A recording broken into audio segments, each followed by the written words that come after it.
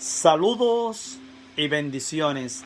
Ánimo, ánimo, porque el Señor está con cada uno de nosotros.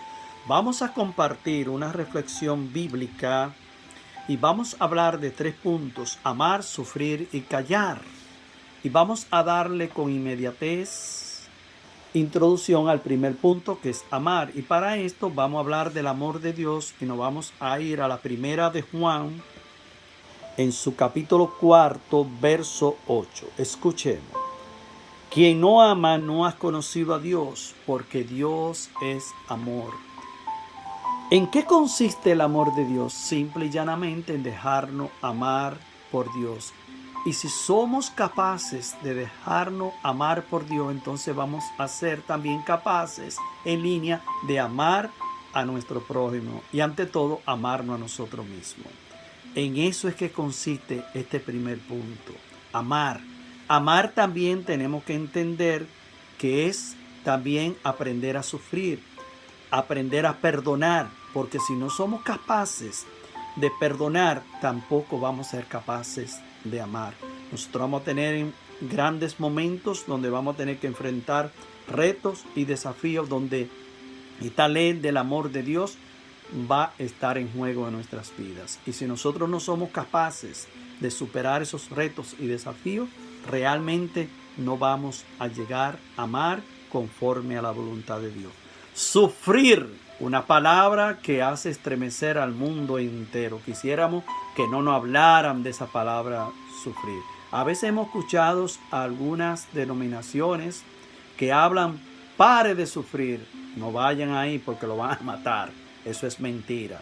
El sufrimiento es imposible que un ser humano pueda desterrarlo de su vida. Eso es imposible. Eso realmente tenemos que olvidarnos de eso.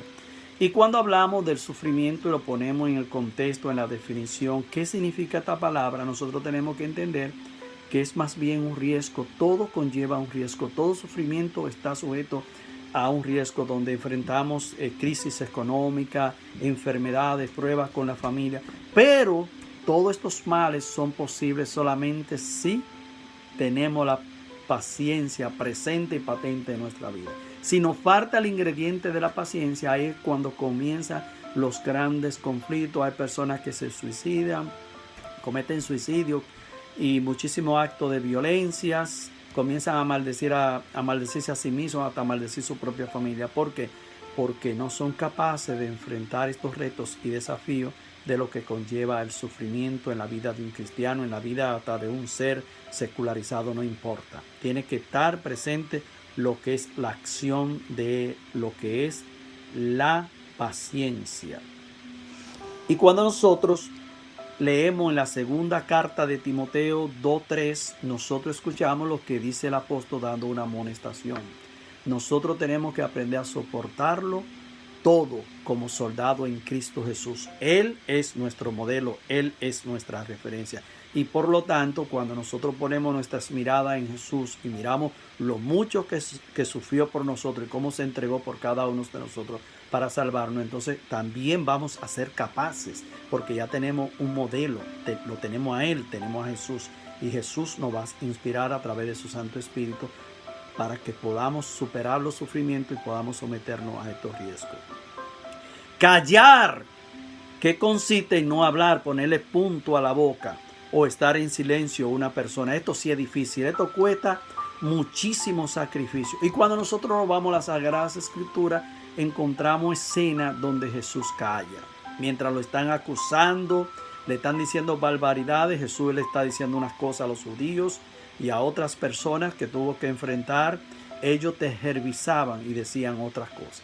Imagínense lo grande que es para nosotros presentar buenos propósitos y decir cosas que son buenas, y en lugar de recibir esa buena noticia o esa buena exhortación, lo que nos hacen un contraataque, nos hacen acusaciones, comienzan a difamar de nosotros.